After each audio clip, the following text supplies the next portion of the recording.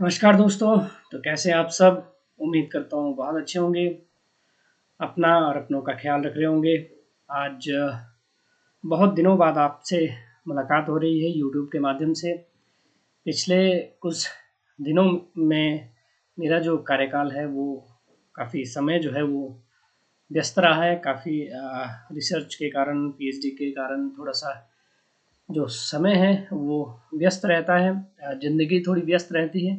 तो जब last time result आया था या एग्ज़ाम हुआ था, उससे पहले मैंने आप लोगों के सामने बहुत सारी वीडियोस बनाई थी। लगभग 20 से 30 वीडियोस ऐसी थी जो मैंने आप लोगों से शेयर की थी। Previous year question, first paper, second paper दोनों। उम्मीद करता हूँ आपको उन चीज़ों से लाभ मिला होगा। उन वीडियोस के माध्यम से, उन प्रश्नों के माध्यम से लाभ मिला होगा। जब से रिजल्ट आया उसके बाद से मैं आप लोगों के साथ संपर्क में नहीं हूँ, लेकिन अब अपनी वास्तविक स्थिति में आ चुका हूँ जहाँ पर मेरा पीएचडी चल रहा है। कुछ टाइम के लिए घर भी गया था। तो अब आज से हम एक नया बैच स्टार्ट करने जा रहे हैं। बैच क्या कहेंगे, एक मिशन इसको हम नाम देने जा रहे हैं। Mission UGC net JRF December 2024 with the history वाला, यानी कि विनोद सर, यानी कि मेरे साथ। ये जो मिशन है, हम दिसंबर में जो नेट एग्ज़ाम होना है, यूजीसी नेट के जो एग्ज़ाम होने हैं दिसंबर में, उसके लिए शुरू करने जा रहे हैं। और हिस्ट्री एक ऐसा विषय है जिसे आप रेगुलर यदि नहीं पढ़ते हैं, यदि बीच में आप छोड़ देते हैं तो आप भूल जाते हैं, स्किप कर जाते हैं। यदि आप रेगुलर इसके टच में नहीं रहेंगे, और वैसे ही फर्स्ट पेपर के लिए भी यही जो मानदंड है, यही जो प्लेटफॉर्म है, यही इसी तरह की जो व्यवस्था है वो है कि यदि आप फर्स्ट पेपर को भी रेगुलरली नहीं पढ़ेंगे, रेगुलरली इसकी स्टडी नहीं करेंगे, रिवाइज नहीं करेंगे, तो क्या है कि आप पिछली जो चीज़ें हैं वो भूल जाएंगे।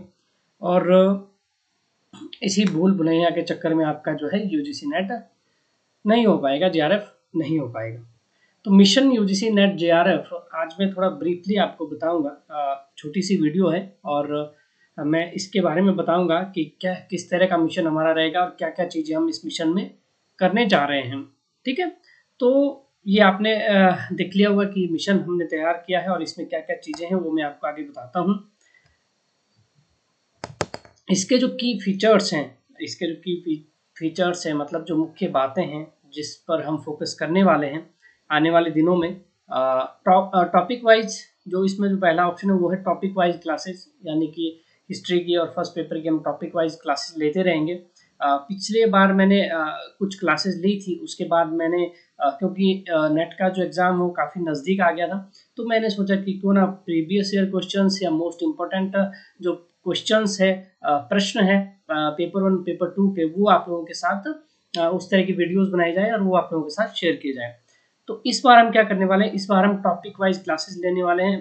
मोस्ट इंपॉर्टेंट जो टॉपिक्स है जो पिछले यूसी नेट के एग्जाम में पूछे गए हैं, और जहां से संभावनाएं हैं कि आने वाले समय में प्रश्न बनेंगे और पूछे जाएंगे यूसी नेट के पेपर्स जो होते हैं प्रीवियस ईयर्स के पेपर्स का एनालिसिस करके हम ये चीज़ें करेंगे।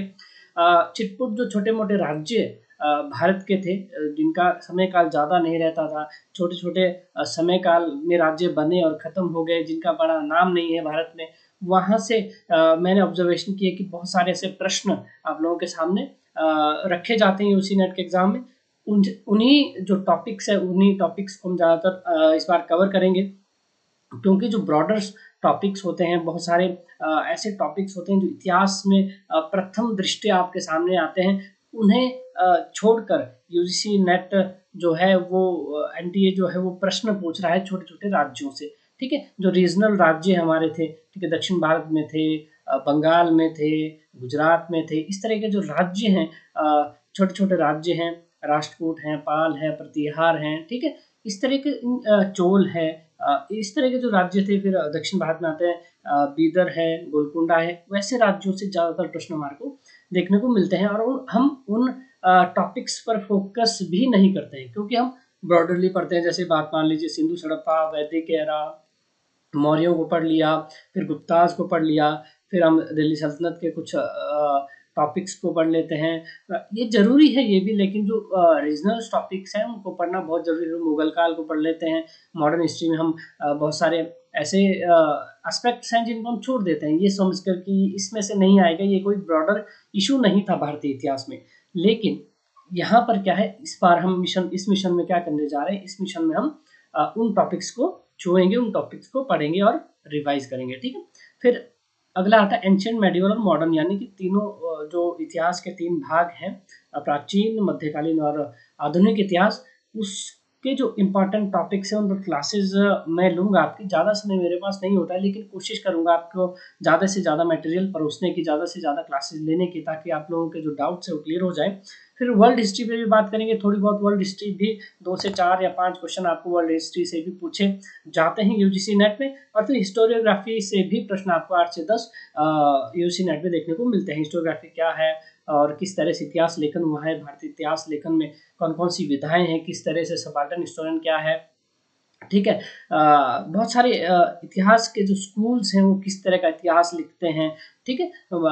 मॉडर्न हिस्ट्री में, एंशिएंट हिस्ट्री में किस तरह से इतिहास लिखा जाता है, हिस्टोग्राफी किस तरह से क्रिएट की गई, प्राचीन समय से लेकर आज तक हम कौन कौन से स्कूल्स ऐसे बने हैं जो इतिहास लिखते हैं और अलग अलग माइंडसेट से, अलग अलग दृष्टिकोण से जो है वो इतिहास लिखते हैं, उस पर भी बात करेंगे। और हिस्टोग्राफी क्यों इम्पोर्टेंट है, क्योंकि अब आप रिसर्च में यदि आप जाते हैं, फिर पीएचडी में अगर जाते हैं आगे, वहाँ पर भी हिस्टोग्राफी के जो इम्पोर्टेंट एस्पेक्ट्स हैं वो आपके काम आते हैं, ठीक है। तो इसलिए हम हिस्टोग्राफी को भी पढ़ेंगे, यूजीसी नेट में भी पूछा जाएगा और आने वाले समय में भी आपके काम आएगा, ठीक है।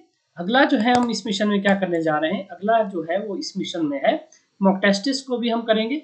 मैं कोशिश करूंगा आपके सामने टॉपिक वाइज मॉक टेस्ट रखने की, पेपर 1 और पेपर 2, ठीक है। आप सामने देख पा रहे हैं पेपर 1 और पेपर 2 के जो मॉक टेस्ट है वो भी मैं आपके सामने कोशिश करूंगा कि रख सकूं, ठीक है। उस पर भी हम काम करेंगे, मेहनत करेंगे और आगे बढ़ेंगे, ठीक है। अगला जो है वो रिवीजन हम किस तरह से करेंगे, टॉपिक वाइज हम रिवाइज करेंगे चीज़ों को।